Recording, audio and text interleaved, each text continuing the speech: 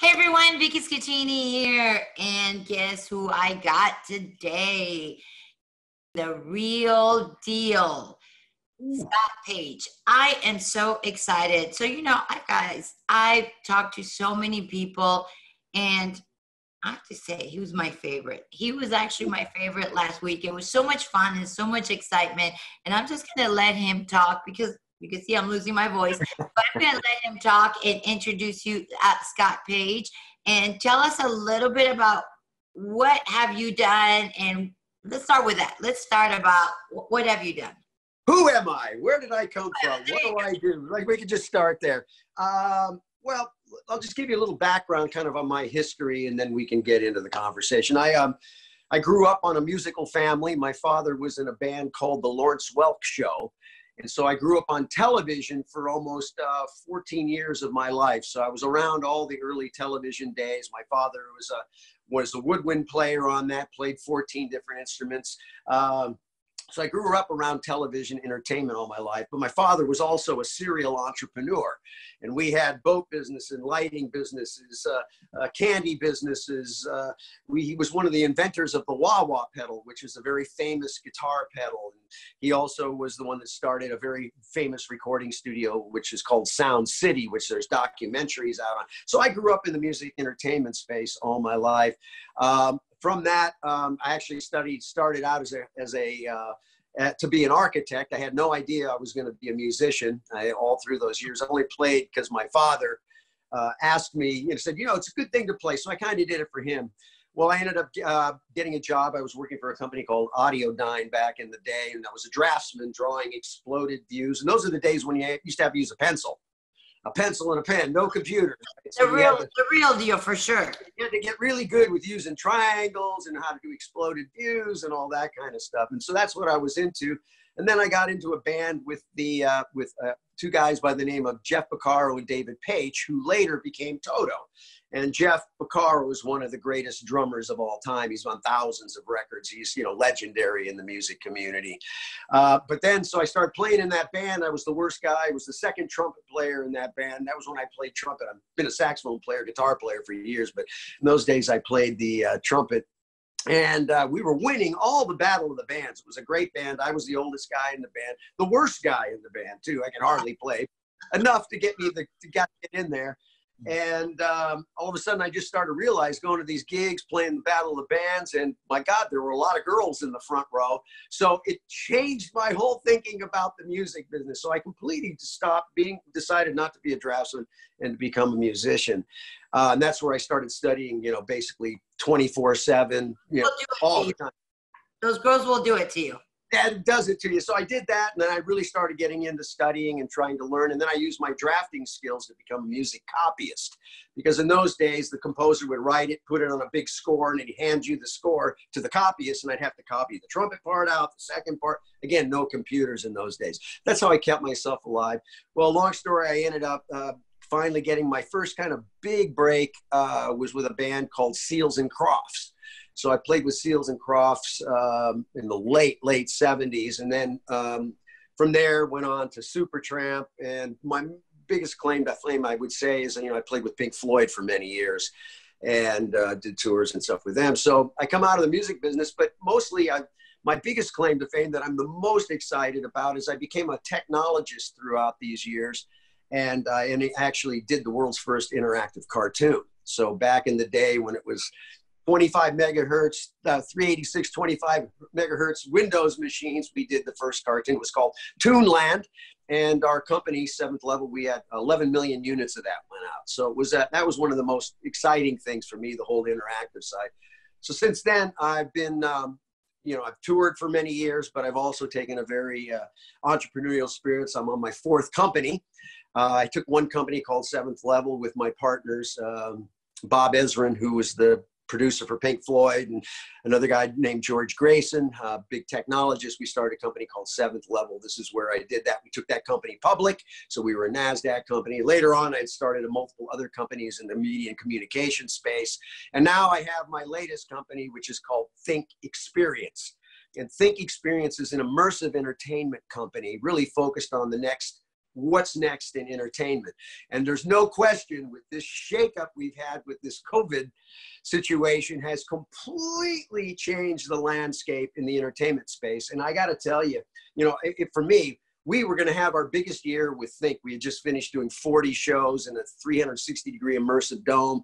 We had gigs we were working on for Europe, and we were supposed to be at Jazz Fest this year, and we were working on this big 1,600-seat immersive dome that was going to be put up at Queen Mary in Long Beach. And then this thing hit, and everything cut off, like completely. We lost everything, right? Done, finished. But I have to say, I don't really care. Because I love the attitude. It doesn't matter, because those things, remember, the only thing that's real is you and me talking right now. That's right. Everything else, think about this, folks out there. You're watching this thing. This is the only thing real is you watching this. 2 minutes from now, it's an illusion. 2 minutes from now is an illusion.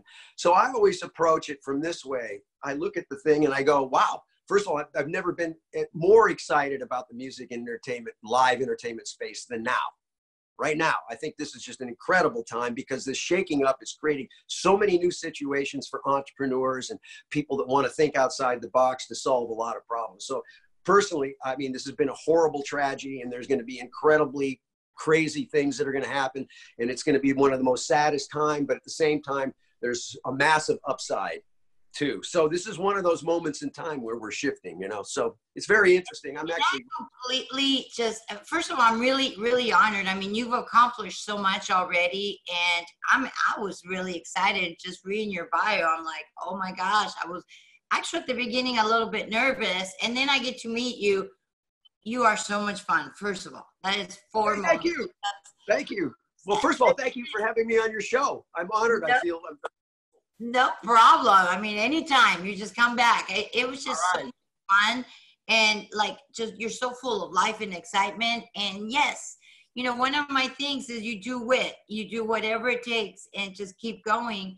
And yeah, you didn't let COVID come and get you. You came up with the most amazing ideas that I've told so many people about. And definitely when you do the big launch, I better have that invite too, by the way. But let's share, and all of us, we were stuck at home. Some places have opened up, some of them have not, and whatnot. But, people are driving themselves nuts at home. And I think your idea is just to the next complete level. So let's share with people out there listening, and just think about, I'm really impressed with your mind, and I'm all about thinking outside the box. And I think your company is it. I think that is like the best thing. You named it perfectly, by the way. So let's share with your idea that you came up, because you're not going to let COVID bring you down. So what is your new, I'm not going to say invention, but your new idea? Yeah. Well, before I get into that, I just wanted to finish my conversation. The only thing that's real is us talking. 2 minutes ago is an illusion. 2 minutes from now is an illusion. So the only step that matters is the one that you're actually taking right now. It's the only thing that's real. So for me, I just looked at it and said, well, all those gigs that I had this year coming up, they were illusions. They were only things in my head. I don't know what would have happened if I would have went there. Maybe it's the best thing in the world that I didn't go. Maybe I would have went to Jazz Fest, fell down, hit my head. I have no idea. So I don't put any weight on the future. I don't put any weight on the past. I don't really care. The only thing that matters is what I'm doing right now, because if I can keep that up as high as possible and enjoy, the only thing that's real is what I can see. So if I maintain that, I'm there. So that's why it's important for people to realize, don't get caught up in what you lost or what could have been or whatever. That's all mind noise that gets in the way of you figuring out what you're going to do next, right? Because right now I'm here, I'm drinking some water, talking to you. So, okay, so what happened is I get thrown into this thing, right? And I'm like, okay, new opportunities, because inside chaos is new opportunities. It's just the way it is. I mean, there's so many people. And when you look at it, a lot of the big companies, let's we'll start with entertainment, let's just space. But a lot of these big companies, they can't be very nimble right now. They have to move slow because they have contract law. They have deals and things cut with people. So when new things are happening, it's very difficult for them to jump on it quickly. So it leaves it really nice for little guys like us to be able to like, okay, I don't have all those issues, I can go approach. So what I started to do is I started thinking about, you know, people are gonna, you know, this is, first of all, the shift that we have right now, we're going into the Jetsons. It was like somebody, when this thing happened, took the flag and said, go. Where all the things that we've been talking about for so many years in technology, and as being a technologist, I have to stay close to the market. It's all coming together right now. You have the three major things that have changed everything. That's bandwidth, storage, and horsepower. This phone that I'm on right now is a worldwide broadcasting network. We're in business now. Look at you. You got your own business. You're like doing this. I mean, whoever thought this could happen, right? So now we have, and also because of this, we've always known that the trends were showing that we're moving from this kind of global communications things to where people are moving into groups. They're moving into hives. So the thing is, and I say, if you want to survive, you have to build a hive. Because that's where the whole business is around those smaller groups of super fans and those people. And now that we have this communication and we've all been experiencing it, it's been around for a while, but we've never been walking around watering or cooking with 5 of my friends, like hanging out on my FaceTime app like we are now. Some people were doing it before, but now everybody's using it and they're all of a sudden going, wow, it's not too bad. I actually feel like I'm hanging out with my friends. I just happen to be looking on the screen. They're cooking, they're doing stuff, we're doing. So I think the user behavior is shifting everything right now. It's a totally different game. And so we're now moving into this cocooning, hive mentality. And because of this, we got to go, well, okay, well, what happens to live entertainment? Where's it going? And for me, it's really this. It comes down to the things that here's my model, and here's what I think is about to happen. We know that people are going to go, we're going to have live experiences and clubs and things, but they're going to be limited on the amount of people. Or you're going to see things like what you're seeing is a big trend in drive-in theaters now. Concerts out in drive-in theaters where you're actually driving your car. It's like taking your living room to the event, right? And people are going to feel safe. So there's all these people thinking out, how do we get together, be safe with all this nonsense going on and still be able to do it? So I started really thinking through it a lot. And for me, the model is really this. It's a combination of doing the live event for smaller groups of people where we can have it, and that can be a premium service.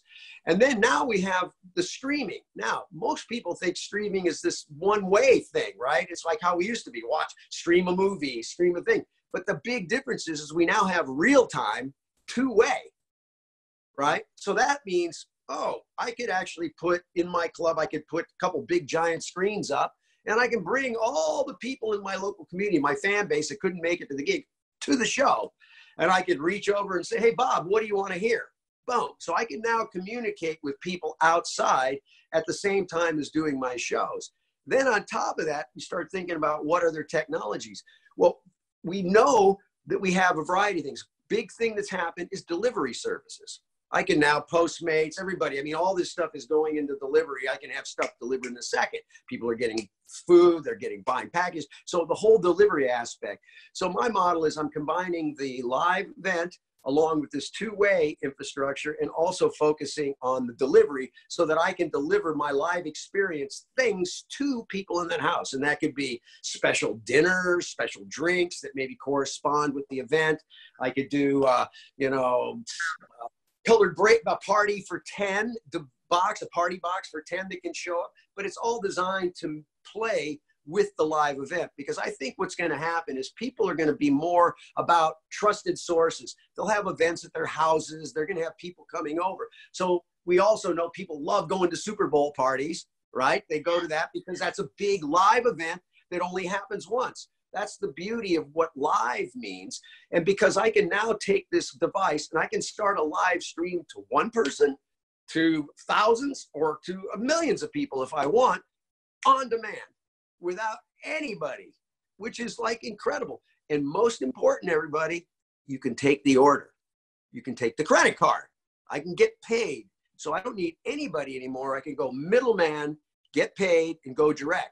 So my model is really around the concept of, the 1,000 True Fans model. And that was coined by a guy named Kevin Kelly years ago in Wired Magazine. And the 1,000 True Fan model is a true fan will spend $100 a year on you. They'll buy your shirts, they'll come to your shows, whatever. So I have 1,000 of those super fans. There's my first $100,000 in revenue.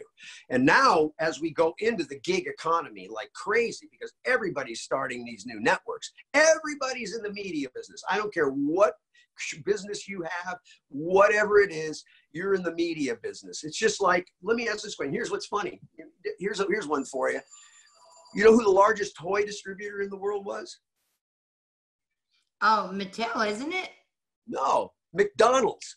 So my point is, everybody's in they give all those toys away to millions of people and stuff. So my point is everybody's in entertainment, media, products, things, right?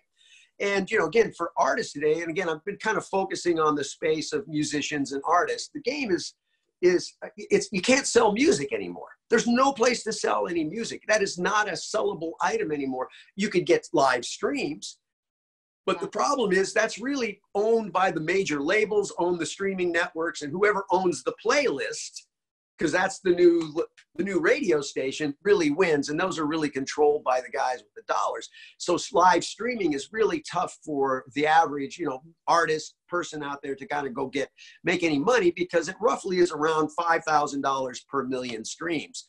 Sounds fine, but get 1 million streams. Yeah. Look at that first million streams. That's not that simple, you know. I mean, it's like you got to get, you know, 10, 20, 30 million streams to really make it be valuable, especially after you put the money into building what you're doing, promoting, and everything else. So that's a very tough thing to make money on the streaming business. And the major players can make some money there. But really, the game today is about this couple things. It's about 2 things that you can sell: the lifestyle and the products around that lifestyle, the relationship, right? The lifestyle, the relationship, who you are, what you care about, those things, and the experience. Those are the 2 things you can sell. So for me, and think, it's all about the experience. So we were, like I said, we were doing these live immersive shows. We were getting ready to work with a company that's developed these shoes that turn you into a speaker. So our whole idea was mashing all these new technologies to create a new experience, because we know people will pay for the experience. There is so much media out there, so many records, so much stuff. People are sending me, you know, so many records. Download my album. And I'm going, stop. I can't stand it. I have no more media. I can't take anymore. I can't take it anymore. But if I can go do something or be part of something that's a real experience, then I'll pay. So I tell everybody out there, you know, these people, these artists, I said, okay, you got to figure out what is your product you're going to sell, because it ain't music. Music is going to be your superpower that makes you unique, that gets people to care about you. Right? It's that marketing hook. It's that thing. What can you wrap around that you can actually sell? What products can you tie to your lifestyle, to your experience? What can you do? So with me, it's like, again, live. I'm looking at the opportunity of the live event. So there's revenue there. I can see how 2-way streaming could be an interesting way to generate more revenue if I've got the right show that can generate people to write a check. And then this whole idea of delivering experiences in a box to these people, and food and everything helps solve problems for other avenues. Because I mean, the restaurants are figuring out how to make money. And I really think, if there's any artists out there, think about the concept of hyper local. This isn't about necessarily going to the planet. It's that small group of people, because remember, the 1,000 true fan model, we know now, because I'm real big on data. Everything we do is based on data. I use data for everything when we make decisions to do things, because it just gives you a much clearer picture on where you're going. And the data shows right now that 60% of all your revenue will become from 1% to 2% of your audience. Oh, wow. The super fan. So the goal is how do I satisfy the super fan? Because that's where the dollars are. Because remember, this is either a business or a hobby. If it's a business, it's got to make money. It's got to generate stuff. And those people that you were fans, they now have to be your customer. Because again, is it a business or a hobby? That's the first thing I ask artists when I consult with them. I say, if it's a business, then we have to think like a business, that those fans have to become customers, because they have to write you a check. And the reason you do that is so you can keep doing what you're doing and keep delivering your stuff. Common sense. So like I said, I think this is probably one of the most exciting times in history for the independent artist. And now even more with what I'll call the gig economy. I mean, people are staying home now. You saw, I don't know if you saw Twitter and Facebook, they all said, don't come back to work in your places, work from home.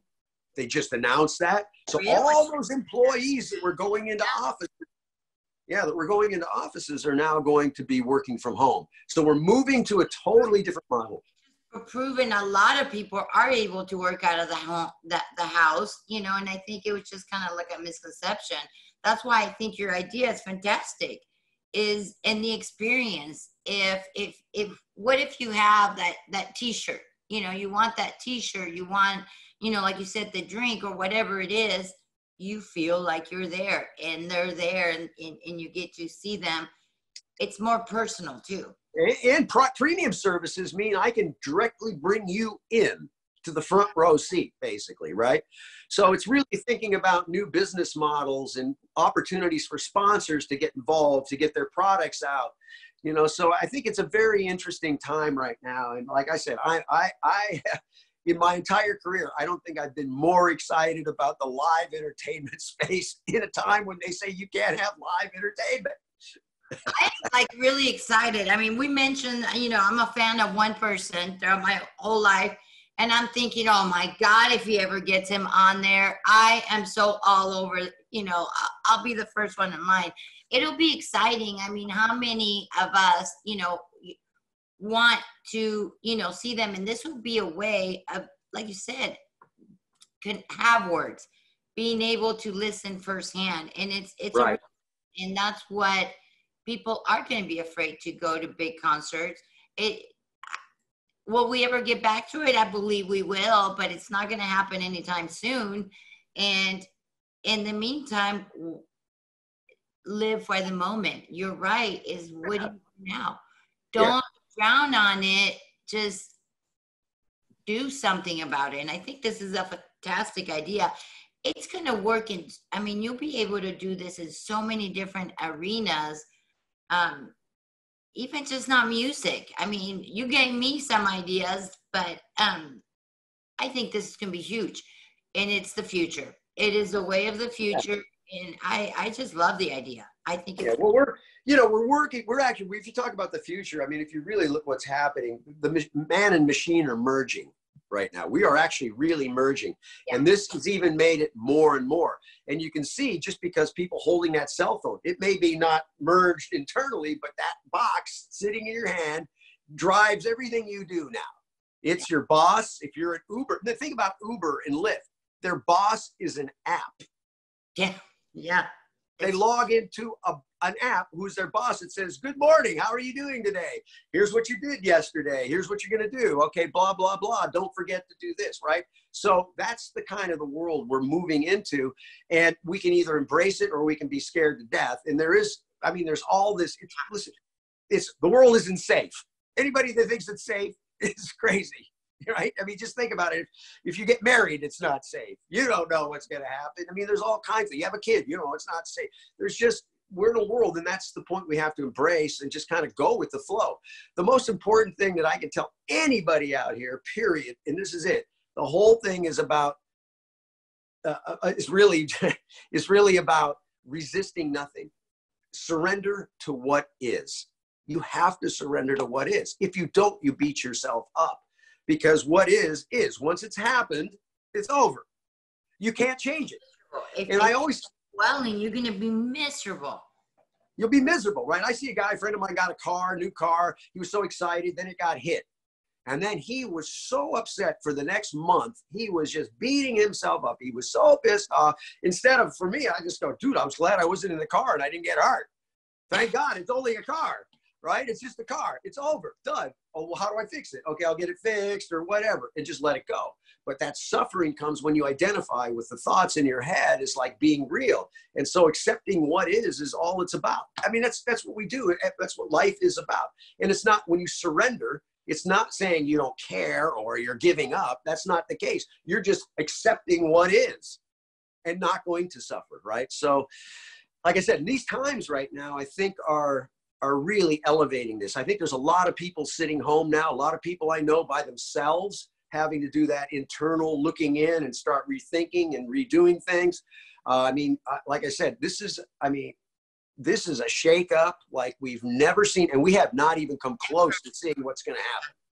And honestly, and that's what I tell people. What are you waiting for? Just go out and do something, because do you think this is the only COVID? No. Now that we know, guarantee there's going to be another one. It's not. No. This is the world we're going to live in now. Yeah, this is the world we're going to live in. This is going to be this is going to happen on time, because people can go out and look. There's a technology called CRISPR, CRISPR. Most people don't know. That's probably, for me, probably one of the most scariest things we have, because it deals with this. CRISPR is basically it allows for home DNA sequencing. Like, you can basically start being a major scientist and start cloning and doing all these things that we're not being able to do, but it's now bringing it down to what I would say the hobbyist level. And I don't mean it's like a hobby, but what happens is it's now gotten to the point where the technology can do stuff. And this is what all these guys use, so people can create things and virus. So, we're going to be living in a world where this stuff is going to be there. And this has been a big wake-up call, and just to reorganize and rethink how everything and what we do, right? Yeah. And I mean, don't be sweating the small stuff. I mean, just like you said, go along with it. Now, I have a question, because, I like the whole experience. How are you going to be doing this? Because let's say you have an event and premiere, people are joining and they want it in your premieres, and is it like a local thing, or is it nationwide people will be able to join? Well, I mean, it could be, the beautiful is it can be any of that. It can be any of that. It can be local, it could be larger, it could be global. It really just depends on your business model. Right? And how you're going to manage the workflow, because that's really the thing. It's like easy to say, hey, I'm going to run a telethon. Okay, but what does that mean? An online telethon. What is the technology infrastructure? Who's going to run it? What do they do? All the tools, the technology, everything to piece things together. So it really just depends on where you are. But that's what I'm saying. I think there's a massive local opportunity, because I look at myself and the band that my Think band, we've been playing these gigs, and we were selling out all our shows, and we have a certain fan base that lives right here in Los Angeles. I can build a whole subscription product model with them and bring them into the things, because they come to our shows all the time. They want to hang out. So I think there's a real opportunity to basically rethink that model. So, because now they can be with me 24/7. They get the phone, boom, notification, click. Oh, wow, I'm with Scott at the club and they're jamming right now. Hey, Scott, what's happening? Boom, right? I can start creating those things. So what are those new experiences that'll be more exciting than just watching a piece of media, right? How do we engage people? How do we make it interactive? How do we bring that in so that it's something people will care about and actually will pay for, right? And I'm actually really enjoying, as you think about it more, is how many times nowadays, I mean, you will go to the mall and everybody's, if they're walking, they're on their cell phones. Nobody communicates. You see people at a restaurant and, now they're closed, but, people, when you went to a restaurant, everybody's on their cell phone. Nobody's really communicating. In all actuality, this will actually bring people together and actually communicate. And it's still your phone, but you're actually seeing someone now and actually conversing back and forth, which a lot of people are missing the boat even live. Yeah. Well, again, what you just said, people looking down, or it goes back to man merging with the machine, right? We're going into what they call singularity, and they're already experimenting with chips that they're putting in people and things. So, I mean, it's about to get really, really different. Like I said, Jetsons is coming, folks. You can't stop it. You can try to fight it all you want, but it's going to go down, right? This is it. So it's like I can either be fearful of it, or I'm just going to say, you know what? I'm going to go with the flow, because I know this. Blink, I'm 50. I blink, I'll be on my deathbed. It's that fast. So I choose not to get all messed up with what ifs and what could happen and all of that, because again, the only thing's real is you and me talking. This is all that's real. Everything's fine right now. I have no problems right now. I don't have anybody. There's no lion chasing me right now to Love it. So that's really the trick. So my belief is there's only one thing that will save humanity, period. And whether humans will be here in 100 years or not, I'm not sure, to be truthful. And in reality, we're not going to be here. Does it really matter? Does it really matter? I get people saying, oh, save the planet. The planet doesn't need saving. The planet's been here for 4.5 billion years. It's going to spin with us or without us. It's going to continue going on, right?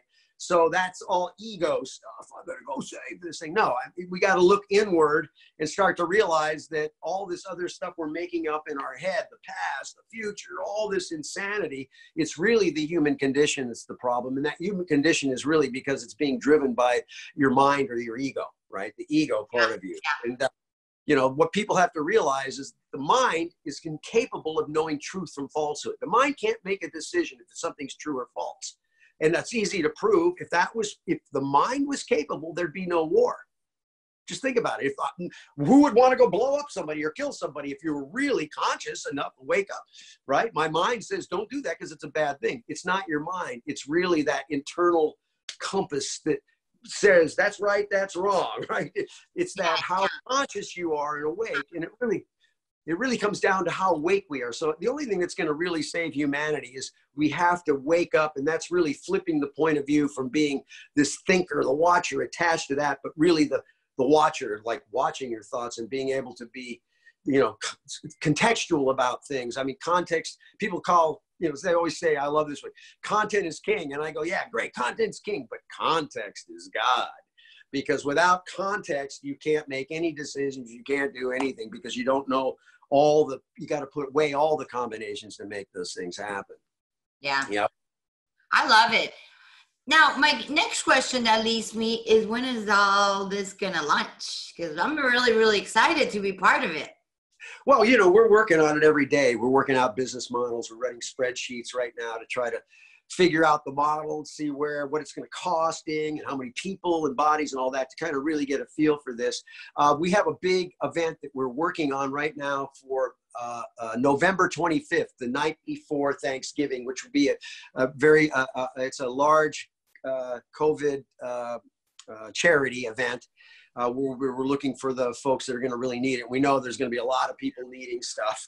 And so we're really, the idea is to launch this thing that day. We have a whole event that we're working on and a whole project that's going to be tied to this that will go on, that will live after that day. But that's November 25th.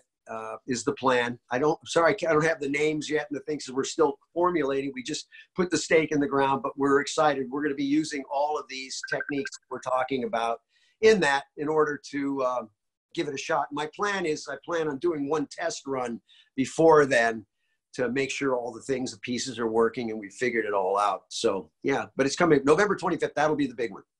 That's going to be a lot of fun. So how would somebody, if they want to join, where would they go? How do they find you?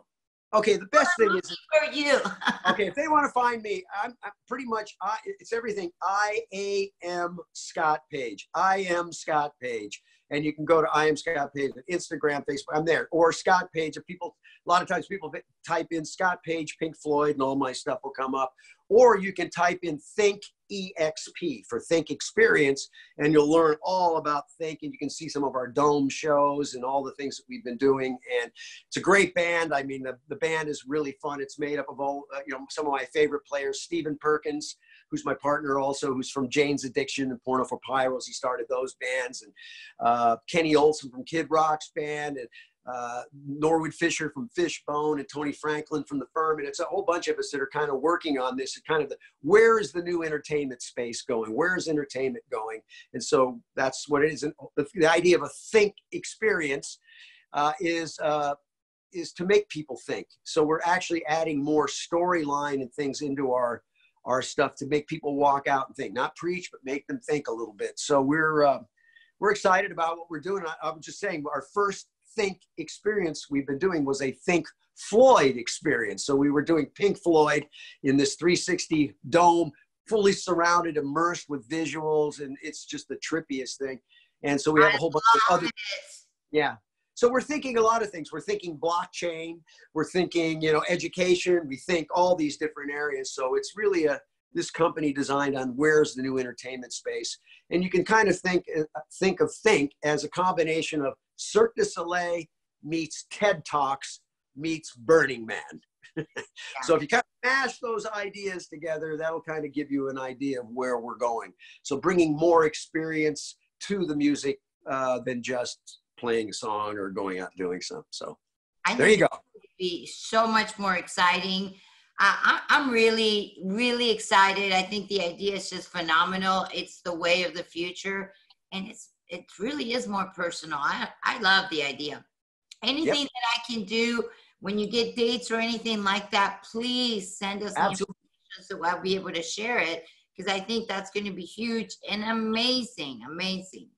Thank you very much. Thank you. I'm glad you like it. That's good. See, you're basically, you're helping me. See, I'm a big lean startup guy. There's a thing called the lean startup principles. And the main thing is you want to test and validate everything first. So I'm testing this out on you right now, and I'm getting good signal that says, yeah, that makes sense. So that's good because, like I said, the data drives everything we do. And so I'm in the midst of kind of pulling that all together right now. So I make sure I don't make a mistake. Yeah, no, I think this is going to be huge. It's going to help so much more. I think you would be surprised. It's completely out there, and for you to come up with it, I mean, I just love your brain, because I love people that think completely outside the box, and this is definitely outside the box, but it makes sense. Great. It makes sense. Good. Thank you. And I love it, and I want to be in it too. So I want to be able to share, and that's what the real deal's about, is come up with something and go out there and just do it. Just, don't be afraid not to do it. So I love it. Well, the main thing about this is think about it. You've never had a time where you had a broadcast network in your hand and you can build audience, because remember, whoever owns the audience wins. And what we know is it doesn't take that big of an audience anymore to win. There's a guy on YouTube that has created drum lessons, and he's doing $12 million a year right now. And nobody knows him as a drummer. He wasn't a famous drummer. He built a business around something. So, there's so many opportunities for building these new direct-to-consumer models, because that's what this is. We're going direct-to-consumer. I don't need the bank anymore. I'm the bank. I can be the bank now, especially when you start looking at cryptocurrencies and where it's going, and you start just looking at where the market's going. You have to always kind of you got to see where the ball is, where the puck is out here. You got to shoot for that, because you can be too early or you can be too late. And that's why getting into learning things like the lean startup principles and studying how business is done today. And I'll tell everybody, go look up lean startup, because this will help everybody in any business you're doing. I don't care what it is. Go learn how lean startup works, because the whole idea is there's a series of principles. One is test and validate everything before you do it.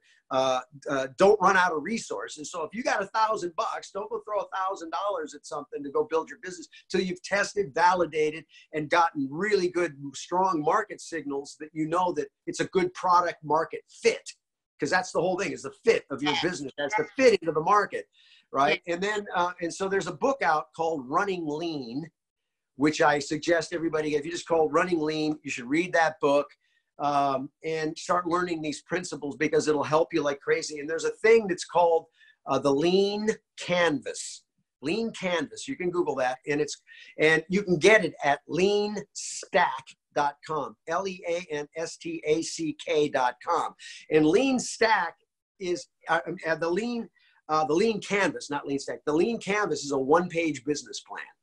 And it's a model that asks 9 questions and takes you through a process before you do anything in business. And what's beautiful about this, it tells you what you're going to do, but more importantly, it tells you what you're not going to do. Because the goal of lean is to do the tiniest thing you can possibly do that's going to give you the biggest bang for your buck. Everything else goes away. You throw everything else out and you just focus on that tiny, simple one thing that you've tested, validated, got strong market signals, and everything's pointing to that you're going to go do that's going to solve a problem or do something people are going to care about. And that's why the lean principles and stuff are so important. So any business entrepreneurs out there listening to this, I can't recommend more the Lean Canvas Lean Stack and read about the Lean Startup principles. It'll be very helpful, and especially now when people are learning new things on how to take advantage of the new gig economy and what are we going to do? What do we do now, right? That's really the question. What do we do now?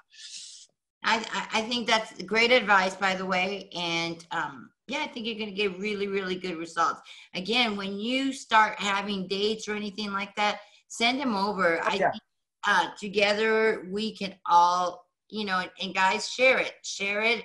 I really think this is going to be completely different and something that is needed. And you don't even really have to leave your house. You can be right in front of, you know, whatever the event is. So it's huge in so many different ways.